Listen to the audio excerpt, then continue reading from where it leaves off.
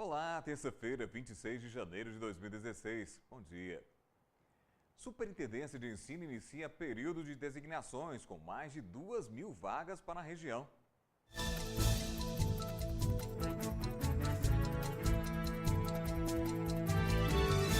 E vamos mostrar também. Pai e filho acusados de assassinar produtor rural no distrito de Alagoas se apresentam à Polícia Civil em Patos de Minas. Polícias militares civil realizam operação colheita para prender condenados que não cumprem medidas judiciais. Este projeto é no sentido de moralizar o cumprimento da pena. Chuvas diminuem de intensidade e nível do rio Paranaíba começa a baixar. Se continuasse mantendo um pouco, a gente acharia bom, mas vai chover mais e vai voltar. Torcedores da Topa fazem protesto depois da derrota da URT no Clássico. A torcida foi lá, pediu para conversar com os jogadores, nós fomos, levamos lá, né? Esses são alguns dos destaques do 30 Minutos dessa terça-feira que já está no ar.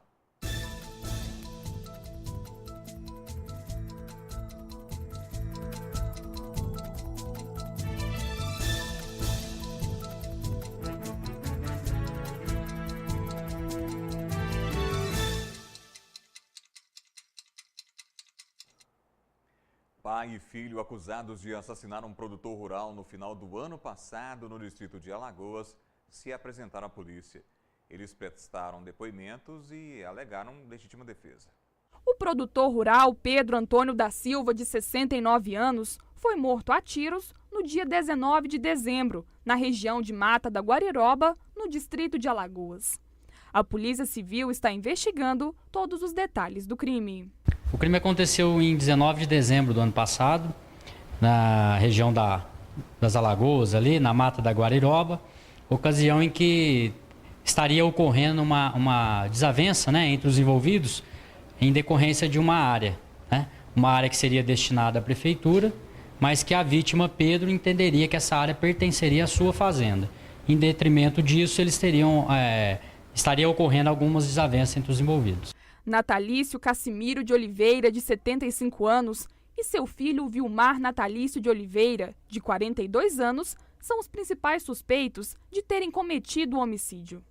Eles se apresentaram à autoridade policial. Inicialmente já se tinham os nomes, né, desses suspeitos em detrimento dessas desavenças que estariam ocorrendo lá no local. E à época, né, no final do ano passado, ainda quando estávamos no recesso forense, foi solicitado, né, foi representado perante o juiz de plantão pela prisão temporária dos mesmos. E desde então, eles estavam foragidos com essas prisões decretadas. Os suspeitos foram ouvidos pelo delegado. No depoimento, eles alegaram legítima defesa. Eles alegam que eles estavam realizando alguns reparos na cerca e foram surpreendidos pela vítima Pedro, o qual já passou a atacá-los com martelo e com moitão, né, uma ferramenta utilizada na preparação ali de cercas. Em detrimento disso, o Natalício, né, que é o pai do Vilmar, teria sacado a arma e efetuado os disparos contra o Pedro. Ambos foram encaminhados ao presídio Sebastião Satiro. O encarregado de uma fábrica de blocos de concreto que pertence a uma loja de materiais de construção em Patos de Minas foi preso ontem acusado de vender sacos de cimento da empresa a R$10, preço bem abaixo do praticado no mercado, e ficar com o dinheiro. Foram os próprios patrões que desconfiaram do furto e acionaram a polícia, que chegou à fábrica no exato momento em que uma picape deixava o local carregada com 25 sacos de cimento. O encarregado Sócrates Silva Dias, de 44 anos, foi preso em flagrante. Outro homem, Cláudio Roberto Marques, de 47 anos, que levava o cimento e que seria o comprador da mercadoria, também foi conduzido até a delegacia. As polícias civil e militar de Patos de Minas realizam em caráter permanente a Operação Colheita. A intenção é fazer com que condenados que receberam o benefício de cumprir a pena em liberdade exerça as regras definidas na legislação. Visando aumentar a sensação de segurança e fiscalizar os indivíduos que estão em prisão domiciliar, a Polícia Civil e Militar estão desencadeando o projeto Colheita. O objetivo dele é a efetivação da pena, porque muitas vezes, recuperando, ele obtém uma progressão de regime, ou ele obtém aí um recolhimento noturno, aplicado um recolhimento noturno, ou seja, uma medida cautelar de natureza pessoal, e ele passa a não cumprir. ele entende isso como que estivesse em liberdade. E ele não está em liberdade. Ele está cumprindo a pena. Então, este projeto é no sentido de moralizar o cumprimento da pena. Ou seja, para que essas pessoas, o recuperando, tenham essa consciência. 4 mandados de prisão foram decretados. Adnilson Lopes Vidal e Sérgio Rodrigues foram presos por desobediência à ordem legal.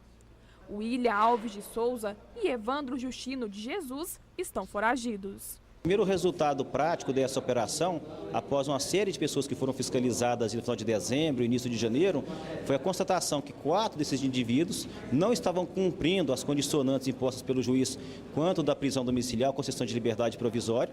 Foi expedido 4 mandados de prisão na sexta-feira, 2 deles foram presos na sexta-feira ainda à noite, já foram levados para o presídio, e 2 são considerados foragidos, porque não foram localizados ainda. De acordo com o delegado regional, cerca de 70 pessoas em Patos de Minas estão em prisão domiciliar. A fiscalização não se encerrará. Entre as situações da prisão domiciliar, está realmente a pessoa não poder sair a partir das 7 horas da manhã e ter que ir para a sua residência até as 19 horas durante a semana.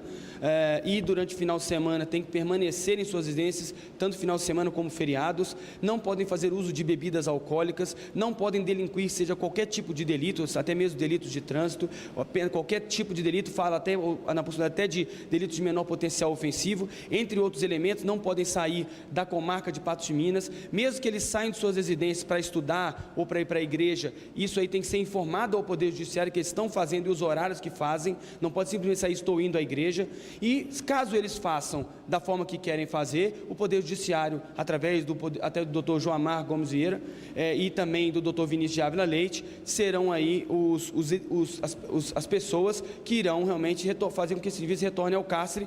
Por quê? Porque eles estão descumprindo uma ordem legal. Então nós pedimos aí o apoio até da própria sociedade, ou seja, qualquer pessoa do povo que tiver conhecimento de algum recuperando que não está cumprindo regularmente as condições impostas, que ligue no 190, comunique a polícia, ou a polícia civil, ou a polícia militar, para que sejam adotadas as providências, garantindo aí o sigilo da informação.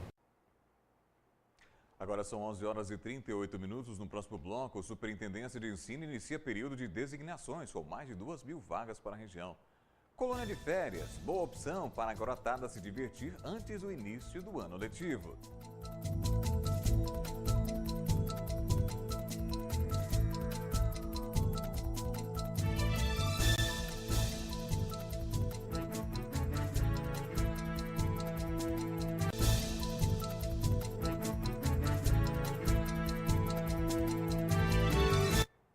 O Centro Universitário de Patos de Minas está promovendo mais uma edição da Colônia de Férias.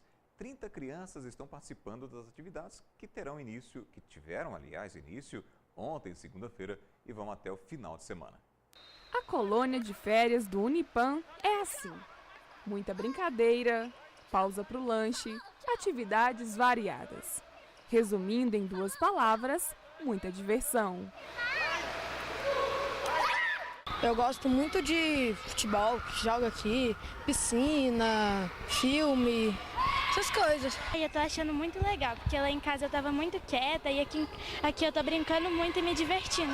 Eu gostei tô gostando da brincadeira de queimado, de todas as brincadeiras. Gosto mais da hora do lanche e da hora da gincana. O Centro Universitário de Patos de Minas está promovendo mais uma edição da Colônia de Férias.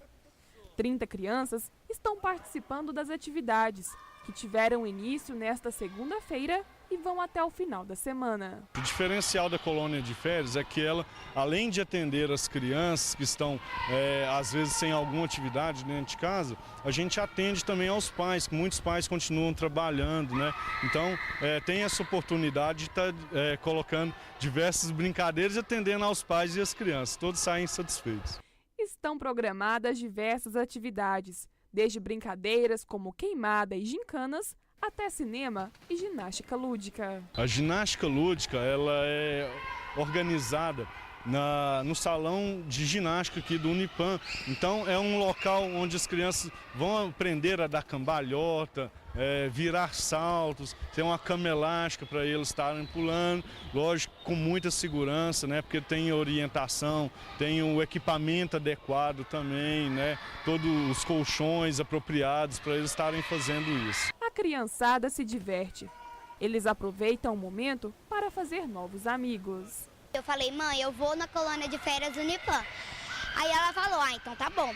Aí no outro dia eu falei, mãe, o que vai ter lá? Ela falou, vai ter piscina, vai ter lanche, vai ter ginástica, vai ter um monte de coisa legal. Eu ia vir só um dia, só que agora que eu tô gostando muito, aí eu vou vir todos os dias. Mais uma turma da colônia de férias será aberta na semana que vem. Os pais que desejam inscrever seus filhos devem procurar a coordenadoria de extensão do Unipam. Apenas 30 vagas serão oferecidas. Vai acontecer a segunda semana, né, da terceira edição da colônia de férias, e os pais que quiserem trazer o seu filho para estar participando, eles podem procurar a coordenadoria de extensão do Unipam, fica no segundo piso do bloco A. O telefone é 3823-0352 para maiores informações. Nós temos uma preocupação muito grande com a segurança das crianças. Então nós disponibilizamos aqui vários profissionais de diferentes áreas para estar monitorando e orientando as crianças em todas as atividades que elas estão participando.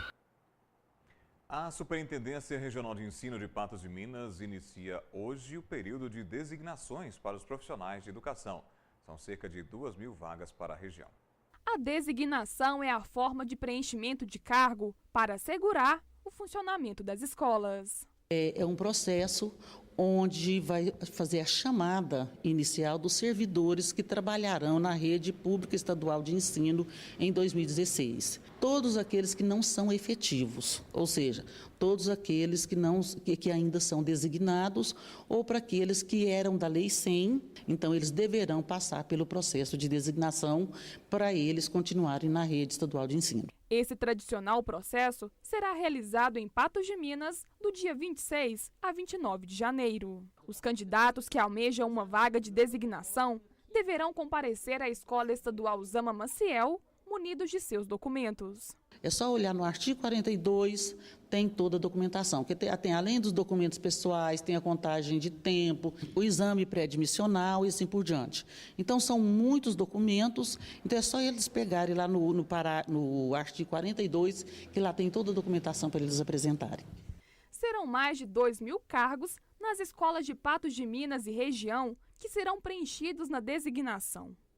Mais de 4.000 candidatos deverão disputar as vagas. Para vocês terem uma noção, no estado todo havia uma média de 80.000 designações quando existia a Lei 100. Agora, como ela caiu, a previsão é para que haja 140.000 designações no estado esse ano. Então, você pode observar que o fluxo aumentou muito. Candidatos que necessitem apresentar exame médico pericial devem ficar atentos à recomendação da superintendência. Há muitos servidores que já marcaram a perícia ou fizeram os exames médicos e foram marcar a perícia médica. E a perícia que eles conseguiram marcar vai ser depois do processo de designação. Então, a Secretaria de Estado de Educação abriu mão para que aquele servidor, no ato da designação, se ele estiver com o comprovante que ele marcou a perícia médica para dia X, por exemplo, então ele poderá ser designado, mas ele tem que estar em mãos com o comprovante que ele marcou a perícia médica. Se a perícia der como apto, ok, tudo bem, e vai continuar com o cargo, com a função que ele pegou. Se a perícia der como inapto, aí ele vai ser desligado automaticamente. E você, professor, que está interessado, então confira o local e os horários das designações. Designação para inspetor escolar. Local, Superintendência Regional de Ensino, dia 26, às 15 horas. Também no dia 26, na rua Prefeito Camundinho, na Escola Estadual Zama Maciel, designação para especialista de educação básica, às 15 horas. Amanhã, dia 27, quarta-feira, designação na Sala A, 7h30 da manhã, português. 10 horas, inglês. 13h30, educação física. 15 horas, ensino religioso. Na sala B, 7h30, matemática. 9h30, física. 13 horas, química. E 14 horas, ciências e biologia. Agora são 11h48. A seguir, você confere os indicadores econômicos e a cotação agrícola. Chuvas diminuem de intensidade e nível do Rio Paranaíba começa a baixar.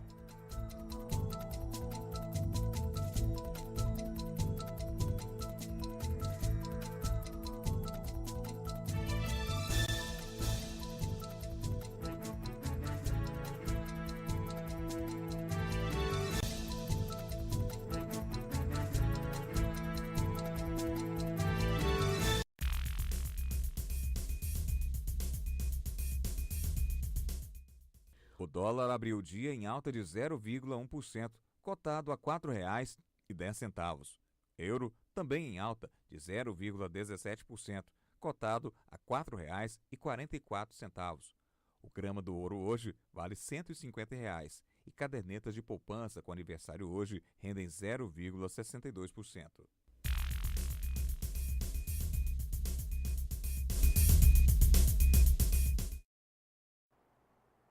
A fronteira agrícola do Brasil expandiu-se admiravelmente nas últimas décadas e, por isso, o país é hoje um dos celeiros mundiais na produção de alimentos, ocupando o 3º lugar com forte tendência de crescimento. Só em 2015, o PIB do agronegócio cresceu em torno de 3%, enquanto os demais setores sinalizaram para a redução. Confira então a cotação dos principais produtos agropecuários na região.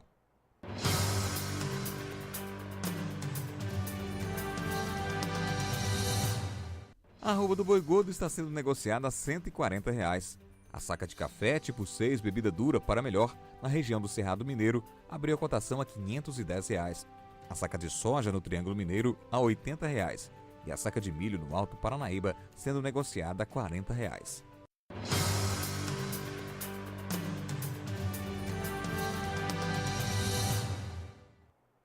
As chuvas diminuíram de intensidade na região e, com isso, o nível do Rio Paranaíba tem baixado. Somente nas últimas 24 horas, o rio já baixou 1,70 m e hoje está com 5,10 m acima do nível normal.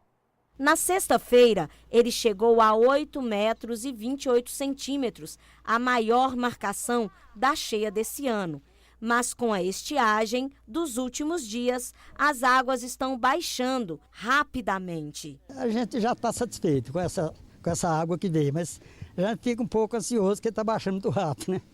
Então, se continuasse ficar mantendo um pouco, a gente acharia bom, mas vai chover mais, vai voltar. Leandra Bruna é auxiliar de produção e parou para ver a cheia do rio. Ela estava aliviada de ver tanta água, mas sabe que não se pode esbanjar em casa. Tem que usar, não esbanjar, porque ela faz falta pra gente.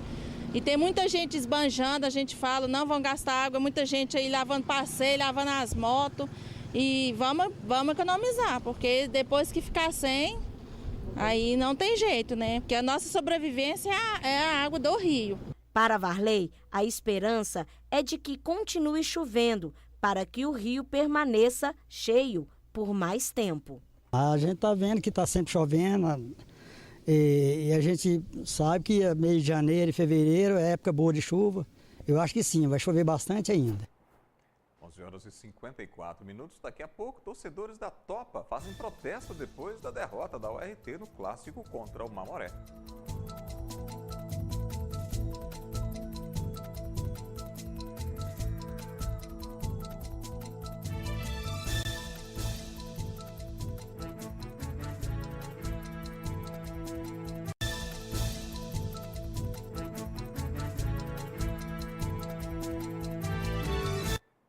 De 5 a 7 de fevereiro acontece na cidade de Lagamar o 18º Encontro de Folias de Reis, na Casa da Amizade.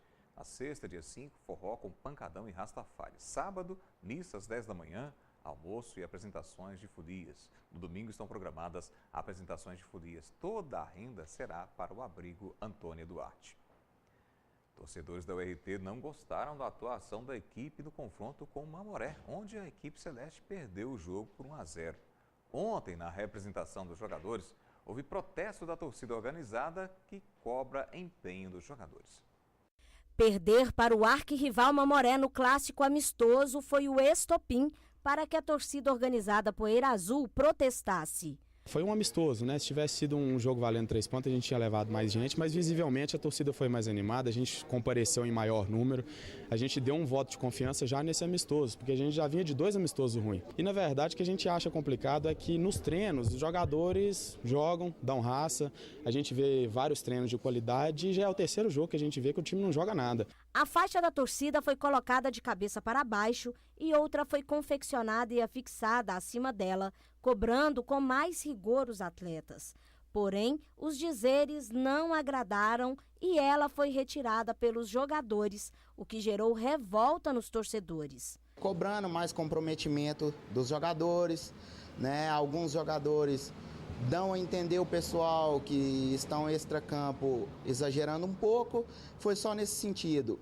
Eles, em comum acordo, os jogadores, todos de mão dadas, foram lá, retiraram as faixas em forma, do jeito que explicaram pra gente, mostrando o comprometimento do grupo, que isso não vai acontecer mais.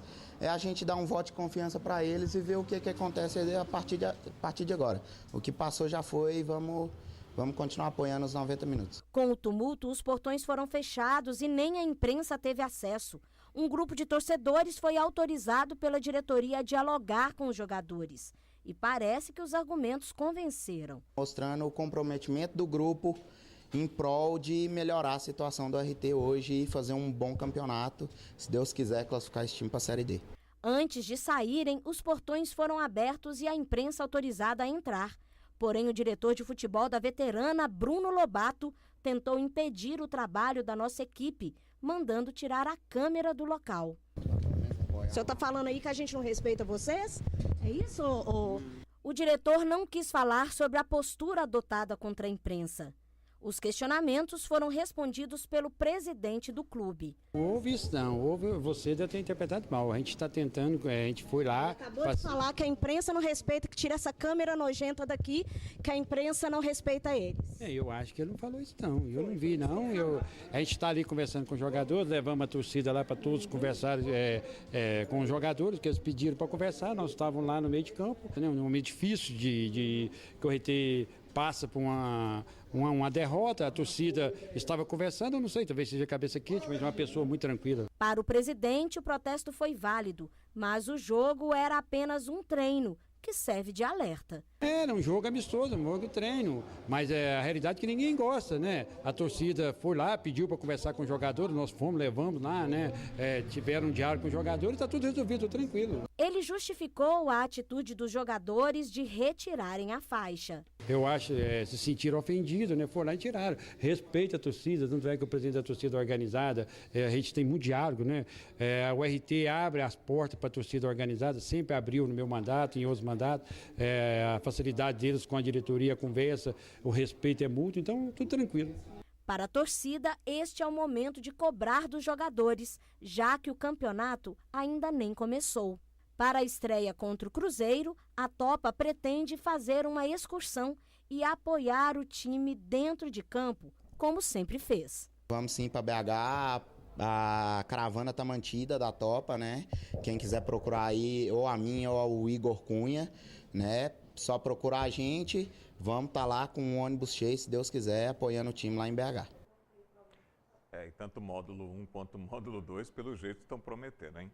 E 30 Minutos de hoje termina aqui. Outras notícias você confere logo mais à noite, às 19 horas, no NTV News. Você vai ficar agora com o programa Gui Boaventura. Tenham todos uma boa tarde.